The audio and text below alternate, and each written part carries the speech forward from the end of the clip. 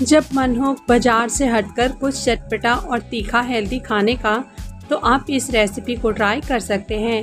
Hello दोस्तों, कैसे हैं आप सब? आशा करती हूँ आप सब बहुत अच्छे होंगे।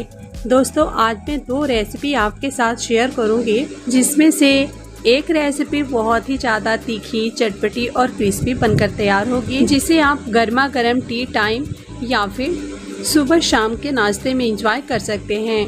और एक होगी मीठी रेसिपी, जो बड़े बच्चे सभी को बहुत पसंद आएगी। और ये रेसिपी मीठा ना खाने वाले लोगों के लिए भी ऑल टाइम फेवरेट बन जाएगी।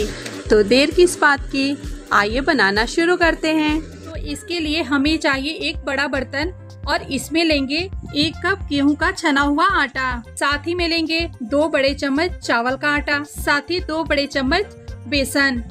हम इन सबको छान कर ही लेंगे, मैंने इसे पहले से छाना हुआ है। साथ ही डालेंगे 1 टेबल स्पून ऑयल, आप कुकिंग ऑयल जो भी चाहें ले सकते हैं। साथ ही डालेंगे 1/4 टीस्पून हल्दी पाउडर और स्वाद अनुसार नमक। इन सबको हम डालकर अच्छे से मिक्स कर लेंगे। मोयन वाली कोई बात नहीं है, बस इसे हल्का सा मिक्स कर लेना है।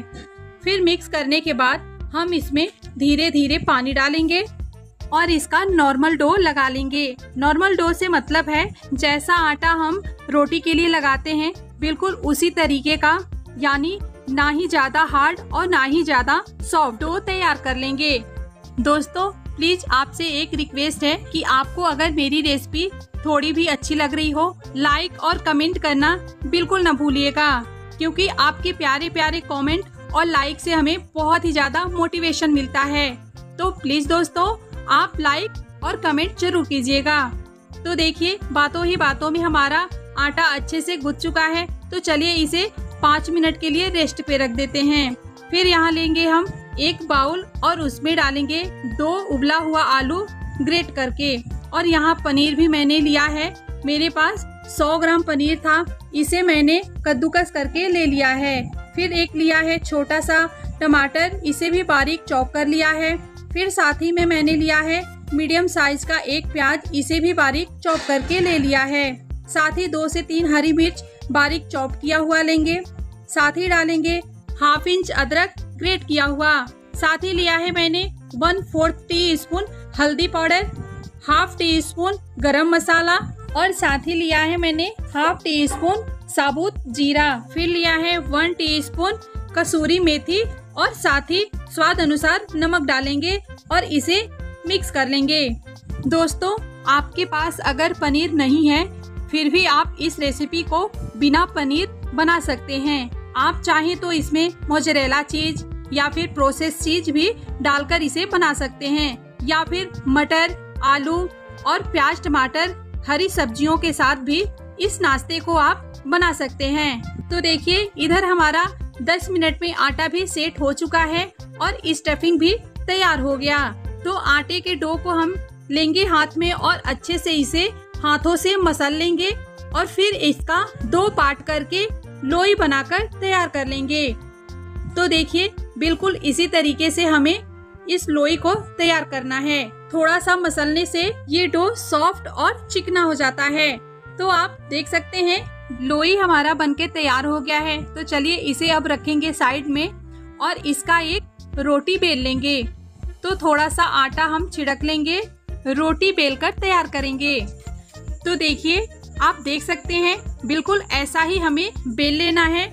इसके बाद क्या करेंगे कि इस पे हम केचप लगाएंगे 1 चम्मच और साथ ही में लगाएंगे 1 चम्मच ग्रीन चिली सॉस। सॉस को अच्छे से फैलाने के बाद इसके ऊपर से हमने जो स्टफिंग तैयार किया है, इसे भी 2 बड़े चम्मच इस पे रखेंगे और अच्छे से फैला लेंगे। अगर आपके पास एक्स्ट्रा अगर पनीर बचा हुआ है, तो आप इसके ऊपर से ग्रेट करके लगा सकते हैं, या फिर आप बिना ऊपर से पनीर लगाए भी इस रेसिपी को इजीली बनाकर तैयार कर सकते हैं। स्वाद में कोई ज्यादा फर्क नहीं पड़ेगा। तो फिर देखिए, ऐसे ही इन सबको अच्छे से लगाने के बाद हमें इसे रोल कर लेना है और फिर दोनों साइड इसके बंद कर देना है। तो आप देख सकते हैं बिल्कुल इसी तरीके से हमें इसे तैयार करना है। तो दूसरा साइड भी हम ऐसे ही बिल्कुल मोड़ते हुए चिपका लेंगे और अंदर साइड में इसे मोड़ देंगे। बिल्कुल इसी तरीके से। तो हमारा ये एक रोल बनकर तैयार हो चुका है। अब हम इसे थोड़ा सा और दबाते हुए रोल कर लेंगे और इसके छोटे छोटे पीस कट कर लेंगे। तो आइए अब इसके पीस कट करके आपको दिखाती हूँ। तो देखिए लगभग 1 इंच का पीस हम कट करेंगे। आप चाहें तो इससे पतला भी 1/2 इंच का रख सकते हैं। तो इसे काटने का भी ट्रिक है, आप इसे बिल्कुल दबाते हुए नहीं काटेंगे, इसको चाकू से रगड़ते हुए काटना है, वरना ये पीस खराब हो जाता है। और फिर पीस काटने के बाद हथेली पे रखेंगे और एक हाथ के हथेली से इसे दबाकर तैयार कर लेंगे। तो देखिए ऐसे ही बिल्कुल पेड़ा नुमा हम सभी को तैयार कर लेंगे। तो देखिए दोस्तों, देखने में कितना सुंदर और टेम्पटिंग दिख रहा है ना। तो फाइनली हमारा सारा नाश्ता बनकर तैयार हो चुका है। इसे रखेंगे साइड में और इसे डीप करने के लिए एक घोल तैयार करेंगे। तो इसके लिए मैंने लिया है एक बाउल और इसमें डालेंगे 2 बड़े चम्मच छना हुआ गेहूं का आटा, साथ ही लेंगे 1 बड़े चम्मच चावल का आटा या फिर 1 बड़े चम्मच सूजी, फिर डालेंगे 1 चम्मच सफेद तिल और 1/2 टीस्पून चिली फ्लेक्स, फिर स्वाद अनुसार नमक डालेंगे और थोड़ा थोड़ा पानी डालते हुए इसका एक घोल तैयार कर लेंगे। तो आप देख सकते हैं बिल्कुल इसी तरीके का घोल हमें तैयार करना है। चम्मच हमारा बिल्कुल पतला कोटिंग हो रहा है, ऐसा ही घोल हमें बनाकर तैयार कर लेना है। तो चलिए अब हमारा घोल तैयार हो चुका है। इसमें हम एक नाश्ता डालेंगे और इसे डीप करके तल लेंगे। तो यहाँ मैंने कढ़ाई में तेल ऑलरेडी गरम कर रखा है। हाई फ्लेम पे तेल गरम कर लेंगे, तेल अच्छा गरम होना चाहिए। फिर क्या करेंगे कि जब हम नाश्ते को तलने के लिए डालेंगे तो गैस का फ्लेम मीडियम कर लेंगे। हमें ध्यान रखना है कि हाई टू मीडियम फ्लेम पर ही हमें इस नाश्ते को बनाकर तैयार करना है। आप चाहें तो इसे डीप फ्राई भी कर सकते हैं, लेकिन हम यहाँ इसे सेलो फ्राई ही करेंगे। इसके ऊपर हम गरम तेल डालेंगे ताकि ऊपर से भी ये अच्छे से पकना शुरू हो जाए। फिर हम नीचे से थोड़ा सा पकने के बाद इन सबको पलट लेंगे। ऐसे ही उलट पुलट कर सुनहला ब्राउन होने तक हम इसे पका लेंगे मीडियम टू हाई फ्लेम पर। तो आप देख सकते हैं कितना टेम्पटिंग हमारा नाश्ता दिख रहा है, यानी अब हमारा नाश्ता अच्छे से तलकर तैयार हो चुका है। तो चलिए अब हम इन सबको निकाल लेते हैं और इसके बाद दूसरा बैच भी हम तल लेंगे। दोस्तों इसे बनाना बहुत ही आसान है, बट ये बहुत ही ज्यादा टेस्टी और क्रिस्पी बनता है। तो देखिए बिल्कुल सेम प्रोसेस से हम दूसरा और तीसरा बैच भी बनाकर तैयार कर लेंगे। तो फाइनली दोस्तों आप देख सकते हैं हमारा सारा नाश्ता बनकर तैयार हो चुका है। तो चलिए अब हम इसकी प्लेटिंग कर लेते हैं। तो फाइनली दोस्तों प्लेटिंग हो चुका है। तो आपने देखा ना इस नाश्ते को बनाना कितना आसान है। ये नाश्ता बहुत ही जल्दी झटपट बनकर तैयार हो जाता है और इस रेसिपी में सबसे ज्यादा अच्छी बात ये है कि इसे हम बिना चटनी का भी खा सकते हैं, यानी चाय के साथ या कॉफी के साथ आप बिल्कुल तली हुई हरी मिर्ची और इस नाश्ते को बिना चटनी खा सकते हैं। तो देखा ना दोस्तों ये कितना क्रिस्पी बनकर तैयार हुई है। तो आप भी एक बार अपने घर पे इसे जरूर ट्राई कीजिएगा, देखिएगा आप सबको बहुत पसंद आएगी। और आप इस रेसिपी को कहाँ से देख रहे हैं कमेंट बॉक्स में ज़रूर बताइएगा, जिससे हमें भी तो पता चले हमारी रेसिपी कहाँ कहाँ तक देखी जाती है। और दोस्तों वीडियो पसंद आए तो एक छोटा सा लाइक और प्यारा सा कमेंट जरूर कर दीजिएगा। तो इसे रखेंगे साइड में और आइए दूसरी रेसिपी को भी बनाना शुरू करते हैं। तो देखिए इस रेसिपी को बनाने के लिए मैंने लिया है यहाँ एक पैन और इसमें 1 टेबल स्पून पानी ऐड करेंगे और इसके बाद ऐड करेंगे हम इसमें 2 कप दूध। पानी इसलिए डालेंगे कि दूध हमारा तली में चिपके नहीं। मेरे पास उबला हुआ दूध था तो मैं उबला हुआ दूध यूज कर रही हूँ। आपके पास अगर कच्चा दूध भी हो तो आप उसे भी ले सकते हैं। फिर हम गैस का फ्लेम बढ़ा देंगे और इसमें उबाल आने देंगे। तो देखिए दूध में उबाल आ चुका है। अब हम इस टाइम पे गैस को बिल्कुल कम कर देंगे। फ्लेम कम करने के बाद हम इसमें ऐड करेंगे शुगर पाउडर या मिश्री पाउडर। मैं यहाँ धागे वाले मिश्री का पाउडर ले रही हूँ। आपके पास हो तो आप इसे जरूर डालें, क्योंकि इसके बहुत सारे बेनिफिट्स हैं, जैसे मोटापे का नो टेंशन, पाचन शक्ति दुरुस्त रखता है, मानसिक तनाव को भी दूर करता है। गर्मियों में तो ये सेहत के लिए बहुत ही फायदेमंद होता है। तो चलिए, मिश्री मेल्ट हो चुकी है। अब हम लेंगे हाफ कप या 1/4 कप गुनगुना दूध। फिर इसमें डालेंगे हम 2 table spoon vanilla custard powder. आप चाहें तो यहाँ वेनिला की जगह पे और कोई भी फ्लेवर जो आपको पसंद हो ले सकते हैं। फिर क्या करेंगे, चम्मच की सहायता से हम इसे अच्छे से मिलाएंगे, क्योंकि कस्टर्ड पाउडर नीचे जाकर बैठ जाता है, इसलिए चम्मच से हम अच्छी तरह से मिलाएंगे ताकि इसमें गुठलियां ना पड़े। तो देखिए, अच्छे से ये मिक्स हो चुका है। इधर हमारा दूध भी अच्छे से गर्म हो चुका है। जब मैंने मिश्री पाउडर मिक्स किया था उसी टाइम से दूध को स्लो गैस पे ही मैंने छोड़ दिया था। तो चलिए, इसे एक बार और मिला लेंगे। अब हम इसमें धीरे धीरे करते हुए कस्टर्ड मिक्स किया हुआ दूध डालेंगे और इसे चलाते रहेंगे।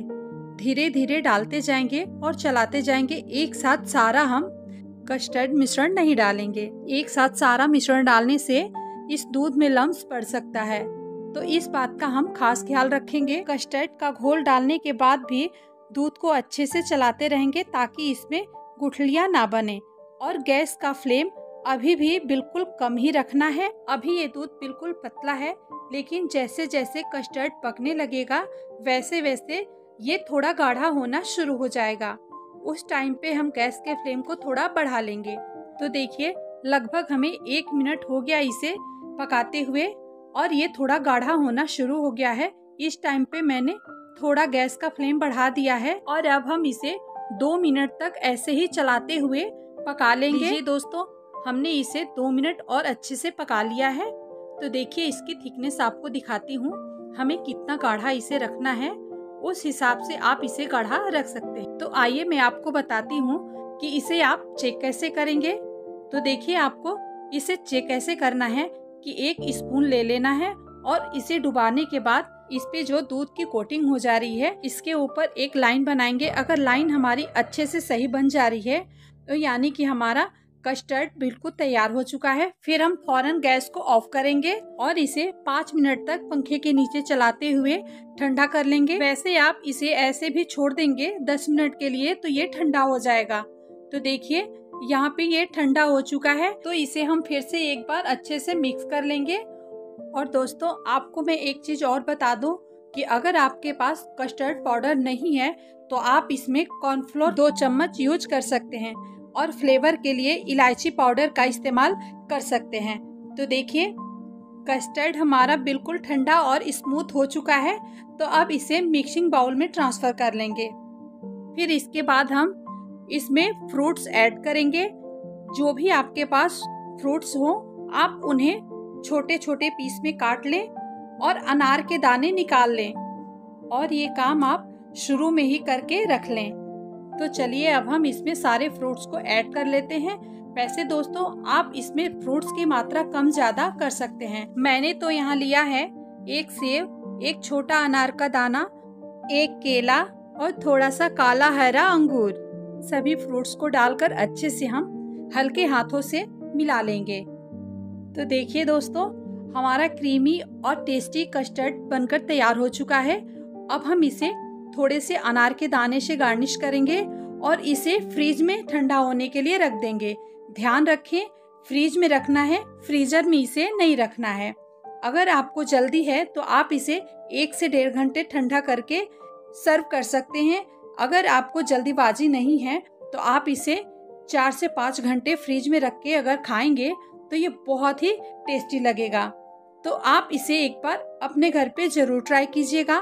मैंने जितना हो सकता है इसे आसान तरीके से बनाना बताया है आपको। तो दोस्तों, आज की वीडियो जरा भी आपको यूजफुल लगी हो तो आप अपने फैमिली फ्रेंड के साथ इसे एक शेयर जरूर कर दीजिएगा, जिससे कि उनका सपोर्ट भी हमें मिल सके और इस रेसिपी का स्वाद वो भी ले सकें। आपको रेसिपी कैसी लगी अपना फीडबैक कमेंट बॉक्स में ज़रूर दीजिएगा।